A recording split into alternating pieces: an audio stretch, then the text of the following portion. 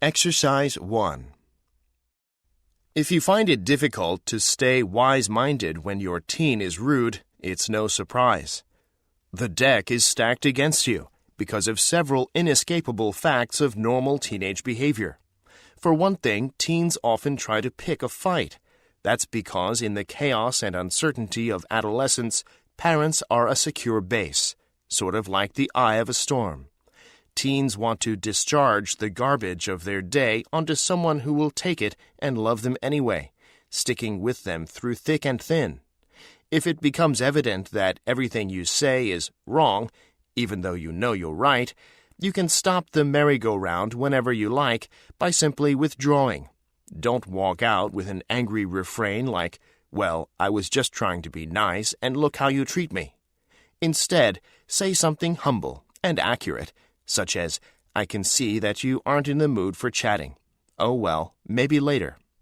Unless their nastiness is persistent, assume that the interaction is more about an opportunity for dumping the garbage than a reflection of your overall relationship.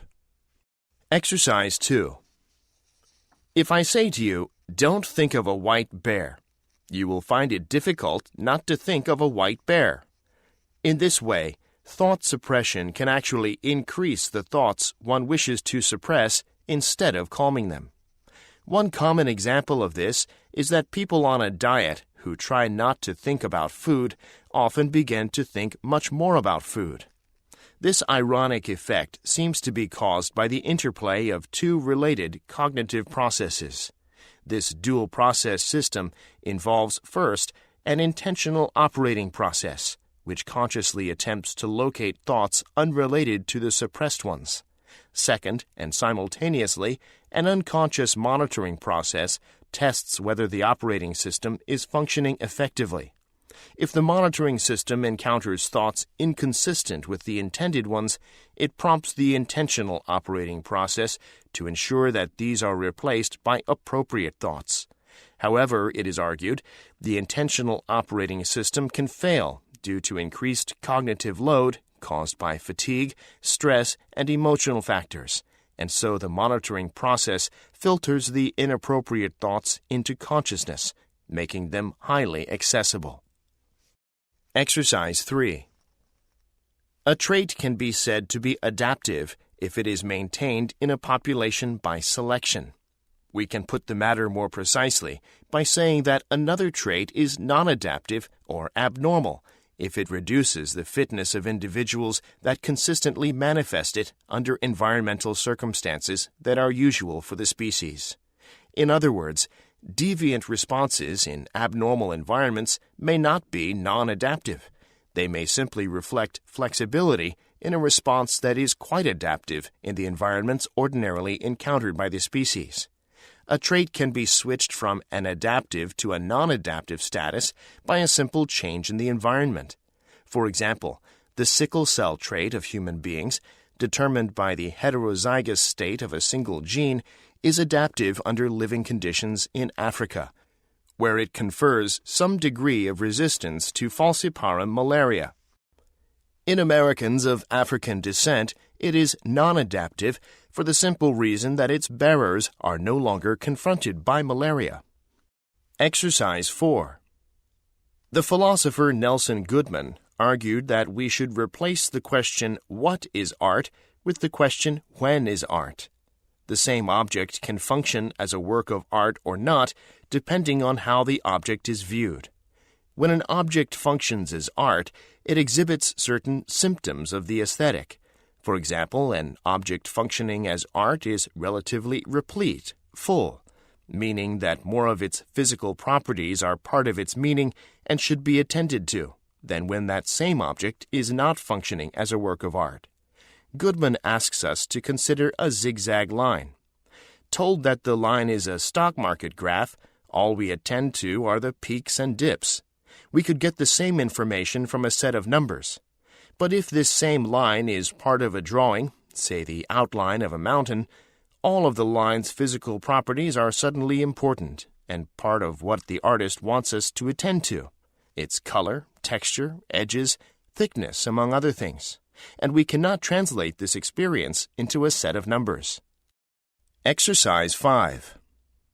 Because of the perceptual frames users of computer software and websites have, they often click buttons or links without looking carefully at them. Their perception of the display is based more on what their frame for the situation leads them to expect than on what is actually on the screen. This sometimes confounds software designers, who expect users to see what is on the screen, but that isn't how human vision works. For example, if the positions of the next and back buttons on the last page of a multi-step dialog box switched, many people would not immediately notice the switch. Their visual system would have been lulled into inattention by the consistent placement of the buttons on the prior several pages. Even after unintentionally going backward a few times, they might continue to perceive the buttons in their standard locations.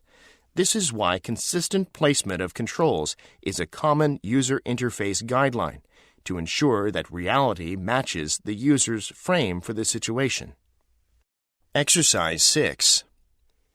In 1979, Christopher Connolly co-founded a psychology consultancy in the United Kingdom to help high achievers perform at their best.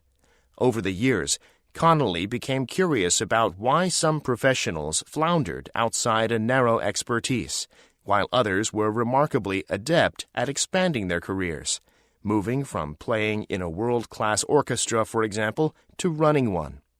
30 years after he started, Connolly returned to school to do a PhD investigating that very question. Connolly's primary finding was that early in their careers, those who later made successful transitions had broader training and kept multiple career streams open even as they pursued a primary specialty. They traveled on an 8-lane highway, he wrote, rather than down a single-lane, one-way street. They had range. The successful adapters were excellent at taking knowledge from one pursuit and applying it creatively to another, and at avoiding cognitive entrenchment. They employed what Hogarth called a circuit breaker. They drew on outside experiences and analogies to interrupt their inclination towards a previous solution that may no longer work. Their skill was in avoiding the same old patterns. Exercise 7.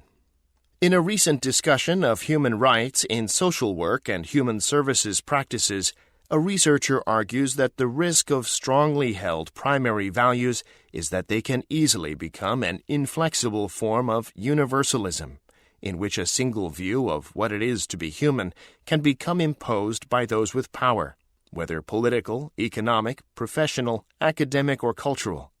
This can lead to an ironic situation in which human rights become associated with totalitarian ways of imposing particular ideals, through asserting that what it is to be human has to take one particular form. The answer for the researcher is to seek a shared humanity, in which all members of a community are able to play active roles in the construction of what humanity means, and allows for these definitions to differ and to overlap without having to be identical. This requires that practitioners rethink their understanding of community, in which there is a balance between what unites people and the many differences between them. Exercise 8. When biologists consider complex human activities such as the arts, they tend to assume that their compelling qualities are derivations of basic drives. If any given activity can be seen to aid survival or facilitate adaptation to the environment or to be derived from behavior which does so, it makes sense in biological terms. For example, the art of painting may originate from the human need to comprehend the external world through vision, an achievement which makes it possible to act upon the environment or influence it in ways which promote survival. The Paleolithic artists who drew and painted animals on the walls of their caves were using their artistic skills for practical reasons. Drawing is a form of abstraction, which may be compared with the formation of verbal concepts. It enables the draftsman to study an object in its absence, to experiment with various images of it, and thus, at least in fantasy, to exert power over it. Exercise 9. Self-awareness, or reflective thought, is the main attribute distinguishing humans from animals. It is the consciousness that enables us to contemplate ourselves. Reflection is the power to turn one's consciousness upon oneself, to know oneself, and especially to know that one knows. Humans are the only creation in the universe who can be the object of their own reflection, and, because of that, another world is born, an inner world, a reality in which no lower animal can ever participate. Incapable of contemplating itself or of being aware of itself as the conscious subject, not even a higher type of animal, such as a dog or cat, that knows who its master is and where its food is, can know that it knows. In consequence, it is denied access to a whole domain of reality in which mankind can move freely. Systems of physics, philosophy, mathematics, and astronomy, for example, have all been constructed because of man's unique ability to reflect inwardly. Exercise 10. I understand it is not likely you're going to tell an interviewer about all of your job search activities or provide a status report. No, clearly it's none of their business. However, there is nothing wrong with being honest to a limited degree, if you are reaching a critical stage with another company with whom you are also interviewing. Reasonably speaking, most of us are pursuing more than one job at a time. It's not a mistake to say to a hiring official, "I appreciate the opportunity for this interview. I am interested in this job and your company, but I think it is fair to tell you I am also talking to some other companies, and one of them has invited me to a final interview." Yes, this can be considered a takeaway clause, but it is simply the truth. There is no need to, and I suggest you should not, share the name or details of the other company. Just making them aware of your status is enough.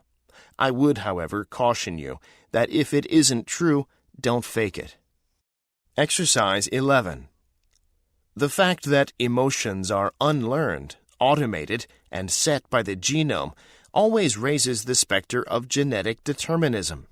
Is there nothing personal and educable about one's emotions? The answer is that there is plenty.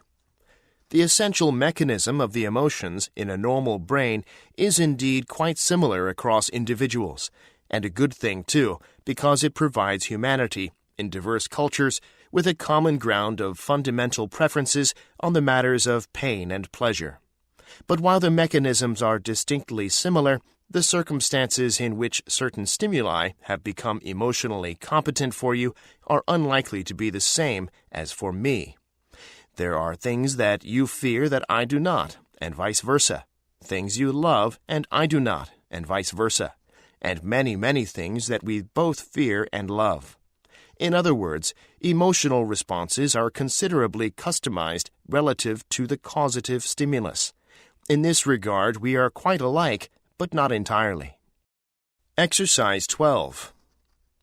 One of the most widespread, sadly mistaken, environmental myths is that living close to nature, out in the country or in a leafy suburb, is the best green lifestyle. Cities, on the other hand, are often blamed as a major cause of ecological destruction. Artificial, crowded places that suck up precious resources. Yet when you look at the facts, nothing could be farther from the truth. The pattern of life in the country and most suburbs involves long hours in the automobile each week, burning fuel and spewing exhaust to get to work, buy groceries, and take kids to school and activities. City dwellers, on the other hand, have the option of walking or taking transit to work, shops, and school. The larger yards and houses found outside cities also extract an environmental toll in terms of energy use, water use, and land use.